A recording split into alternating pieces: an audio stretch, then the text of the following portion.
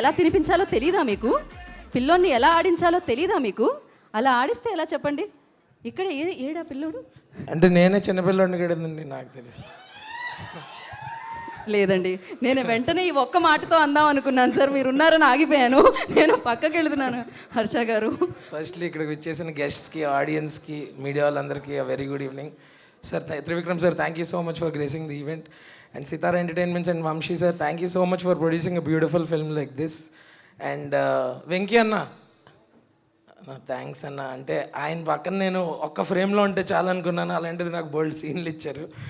And Surya sir, this is a heartfelt thanks to you for giving us an opportunity for the whole family to come together and go to the movie. I don't remember when was the last time I saw a film with my family, and I think it's the case with everybody. అందరూ ఫ్యామిలీస్గా వస్తున్నారు, మాకు టికెట్లు దొరకట్లేదు, మన మేనేజర్లు ఏమో ఫోన్లు ఎత్తట్లేదు, మీరైనా చెప్పండి అన్న కొంచెం టికెట్లు ఇప్పించమని. బట్ సార్, నాకు మీతో టైం స్పెండ్ చేసిన బ్రీఫ్ పీరియడ్లో I learnt a lot from you. You are elegance personified. Thank you so much for giving me this opportunity. Thank you. Thank you. Thank you so much Harsha గారు.